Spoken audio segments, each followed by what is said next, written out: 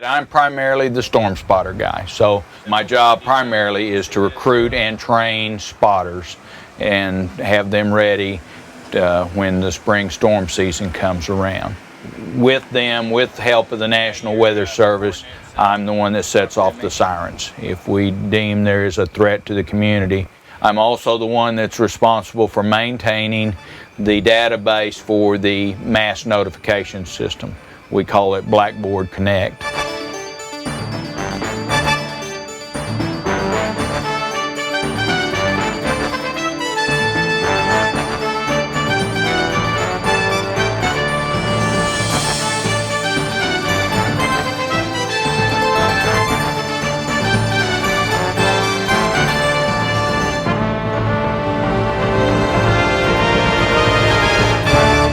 Blackboard Connect, you can go on to the city's webpage, and there is a tab that'll take you to sign up for notifications.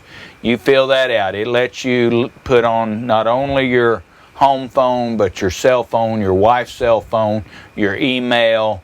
It lets you tell us whether you get text messages or not. And by the way, text messages a lot of times will go through when phone calls won't. So it is a very reliable method in which you can receive a message. I try to get that notification out there far enough ahead that you will receive the call, and the message will say something to the effect, there is a storm approaching Seminole that either has a history of producing tornadoes or the capability of producing tornadoes. Please be weather aware until this storm clears our community. And unlike the sirens, now the sirens, we don't set the sirens off until we feel like there is an imminent danger of a tornado. And in addition to that, now at nighttime we will set them off even if we don't verify a tornado, if the National Weather Service issues a tornado warning based on radar information. We are, by the National Oceanic Atmospheric Administration and the National Weather Service, we are certified as a storm-ready community.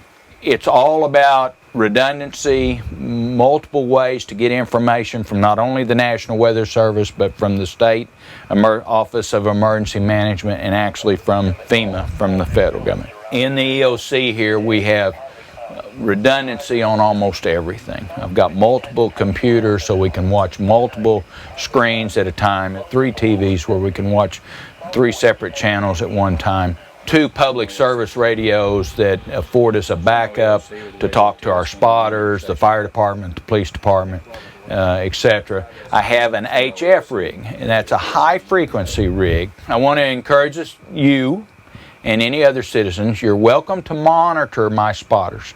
My frequency is 155.115. If you have an old scanner or a tunable radio, you can listen to it. It's still in an analog mode, and you're welcome to do that.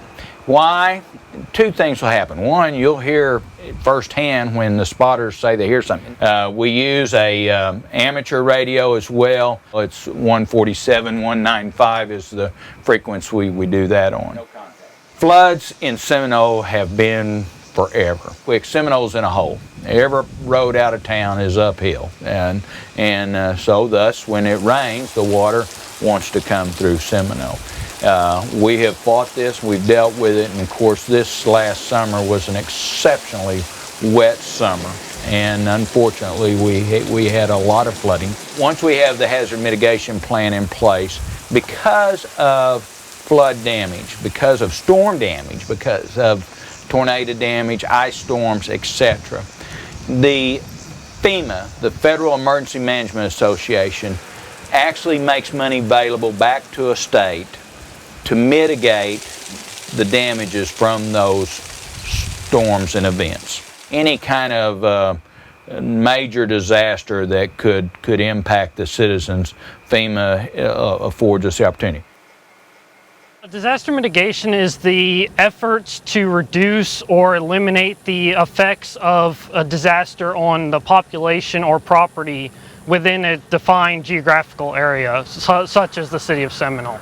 The work we're doing here will benefit the residents of Seminole mainly through mitigation projects like installing storm sirens, community safe rooms, things that the mitigation planning team has gone through and identified that the city has been impacted from before and what has caused the most loss of life and property in previous disasters. The people on the mitigation planning team have been excellent to work with. People like Ernie Willis, the emergency management director for the city, Steve Saxon, their city manager. I met some people from the school, the fire and police departments, such as Brian Baker.